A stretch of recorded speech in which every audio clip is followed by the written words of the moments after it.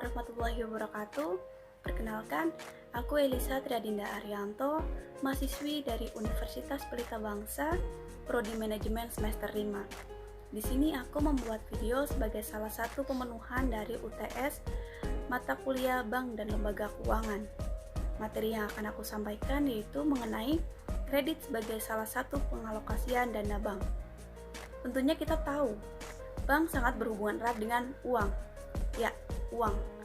Dana bank sendiri yaitu sejumlah uang yang dimiliki dan dikuasai oleh bank dalam kegiatan pengoperasiannya.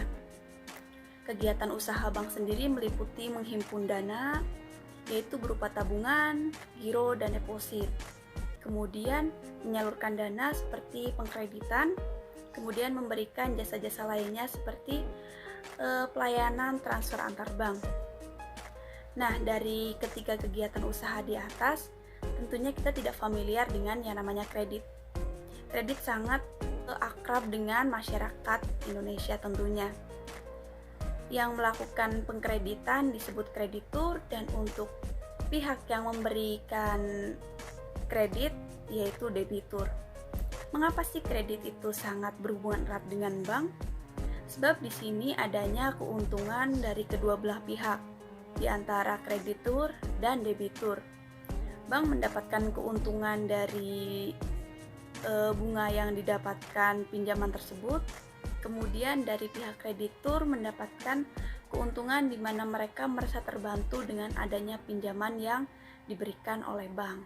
Kapan terakhir kali Anda mengajukan pinjaman ke bank untuk keperluan mendadak? Apa yang perlu diperhatikan untuk melakukan pinjaman atau juga kredit, terutama yang tidak ada jaminannya sama sekali? Kita mau lihatnya sudah ada beberapa poin yang sudah Mbak berikan ya. Salah satunya apa yang harus diperhatikan, Mbak? Nah, yang paling pertama pastinya adalah kita harus tahu untuk apa kita mengambil pinjaman dana tunai. Jadi keperluan untuk mengambil pinjaman itu kita harus tahu persis tujuannya apa.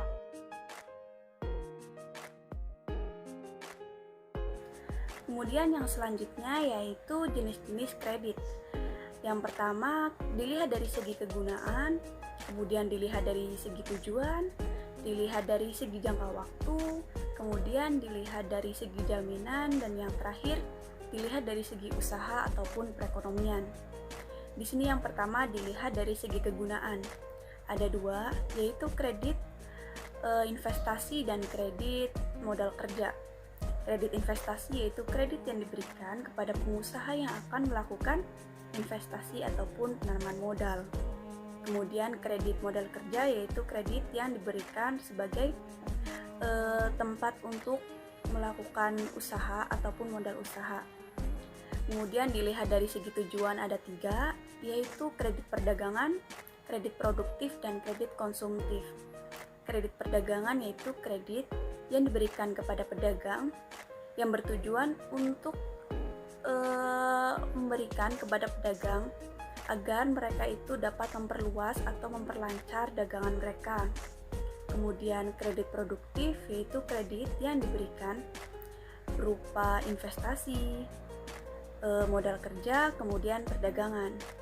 Kemudian kredit konsumtif yaitu kredit yang diberikan untuk pribadi, yaitu seperti halnya sandang dan pangan. Yang selanjutnya yaitu kredit dari segi jangka waktu. Ada tiga, yaitu kredit jangka pendek, kredit jangka menengah, dan kredit jangka panjang.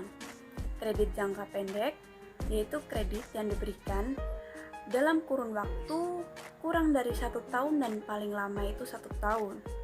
Kemudian kredit jangka menengah yaitu kredit yang memiliki jangka waktu antara 1 tahun dan paling lama 3 tahun. Kemudian kredit jangka panjang yaitu kredit yang dilakukan lebih dari 3 tahun. Di sini panjang pendeknya dari kredit itu dilihat juga dari kecil atau besarnya jumlah kredit yang akan dilakukan. Kemudian dari segi jaminan, di sini ada kredit dengan jaminan dan kredit tanpa jaminan. Kredit dengan jaminan yaitu kredit yang dilakukan dengan jaminan barang yang berwujud ataupun tidak. Seperti halnya kita melakukan kredit ke bank, kemudian kita menggunakan jaminan rumah ataupun hal-hal yang berharga yang dimiliki oleh pihak si kreditur. Kemudian kredit tanpa jaminan yaitu kredit yang dilakukan tanpa menggunakan jaminan apapun. Biasanya di sini kredit dalam jumlah yang kecil. Kemudian dilihat dari segi sektor usaha ataupun perekonomian, di sini dilihat dari kredit yang menggunakan produksi dalam jumlah yang kecil ataupun untuk usaha yang besar. Jadi di sini dilihat dari jumlah besar kecilnya produksi yang akan dilakukan. Mungkin demikian pemaparan mengenai materi ini. Apabila ada salah-salah kata ataupun hal-hal yang kurang berkenan, minta maaf. Sekian. See you. Assalamualaikum warahmatullahi wabarakatuh.